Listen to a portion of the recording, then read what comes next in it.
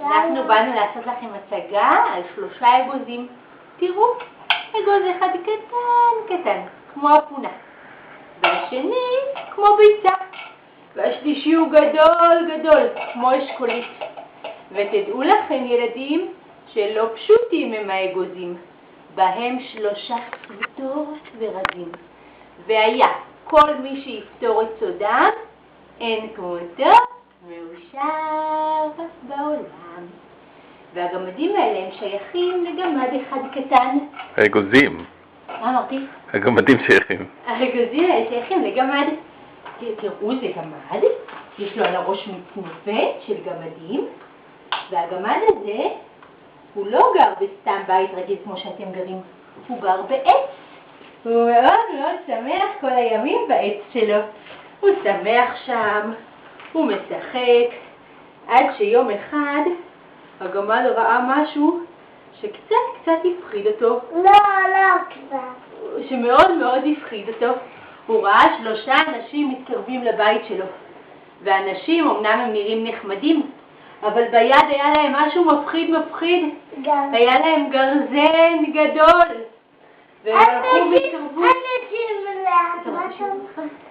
אנשים לאן באתם? באנו לכרות את כל עצי היער. חושו על החיות, אנחנו צריכים לכרות את כל העצים, גם את העץ שלך, כי שלח אותנו שר גדול, וככה אמר לנו, כרתו את כל עצי היער.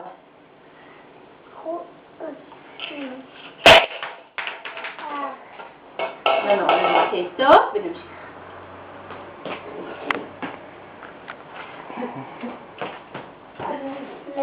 אני אעזור לך לסדר את המצנפת.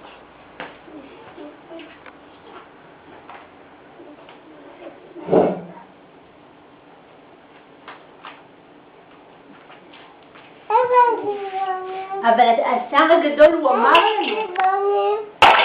אמר לנו שאם נכרות את כל העצים הוא ייתן לנו לכל אחד מאיתנו שקל כסף. אני אתן לכם לכם. יצא לי גוי, לא צריכה. מה תיתן לנו? 3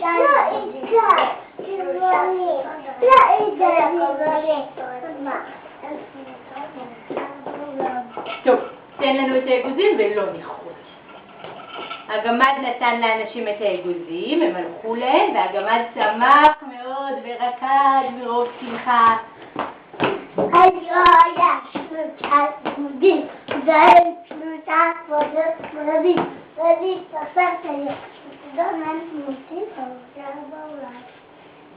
ואנשים בינתיים הם הלכו להם והלכו אל השר. תראו, זה כבר לא גמד, כבר אין לו מצנפת, במקום זה יש לו גלימה ירוקה, יפה, מפוארת של שר מאוד חשוב.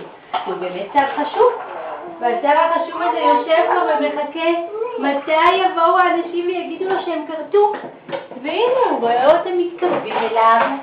אנשים, אין כבר אכפת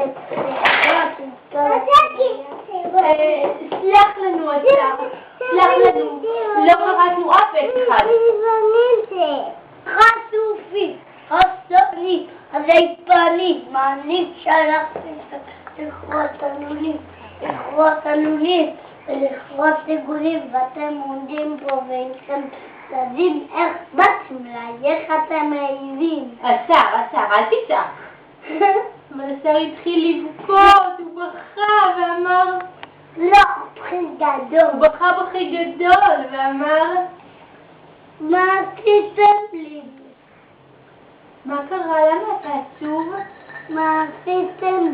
אני שולחת אתכם לכרות עלונים, ואתם עומדים פה ואינכם יודעים איך באתם אליי, איך אתם יודעים. למה רצית שנכרות עלונים? כי הנערה שאני הנערה יפה תואר, אמרה שלא, כי נפתה לי ואני לא אבנה בשביל לעמוד. אתם מבינים ילדים, השר עצוב מאוד, כי הוא ביקש מהנערה להתחתן איתו, והיא אמרה שהיא תתחתן איתו רק אם הוא יבנה לה ארמון. והוא רצה עצים בשביל לבנות ארמון. ועכשיו אנשים באו ואמרו שהם לא קרתו את העצים, ולכן הוא עצוב ובוכה. אבל אנשים אומרים לו, אל תבכה השר, הבאנו לך אוצר. האוצר יפה מכל ארמון. אם תיתן אותו לנערה, היא מיד תסכים להתחתן איתך. מה הוא שחר? כל אוצרנו 3 אגוזים, ובהם 3 סודות ורזים. והיה כל מי שיפתור את סודם, אין כמותו מאושר בעולם. טוב, תנו לי את האגוזים. לא ניתן לך את האוצר, בלתי אם תשלם לכל אחד מאיתנו 2 שקלי כסף. השר נתן לאנשים כסף והם נתנו לו את האוצר.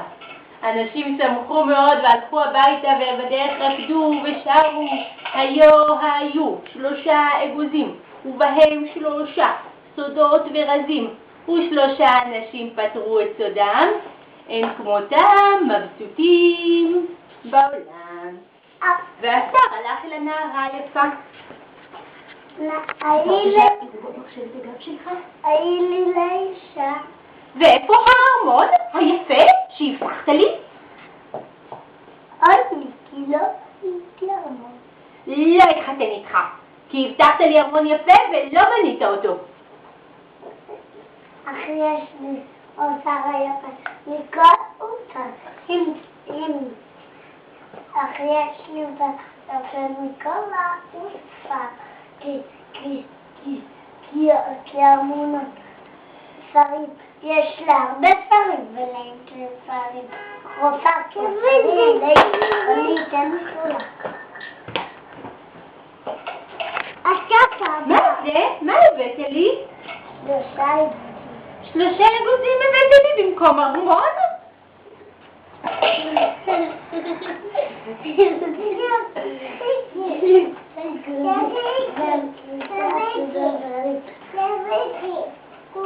זה היה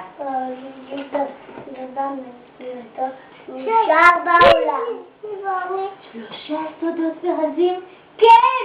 אני רוצה את האגוזים האלה! אני אתחתן איתך! והשר והנערה התחתנו והיו שמחים מאוד מאוד מאוד ביחד.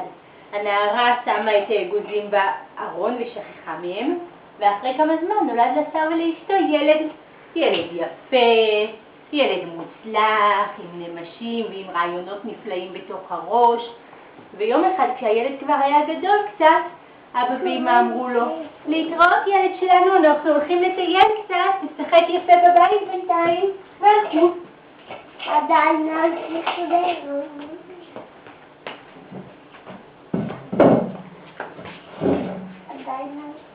חמוד שלי את האגוזים על השולחן שלפניך, על הכיסא שלפניך.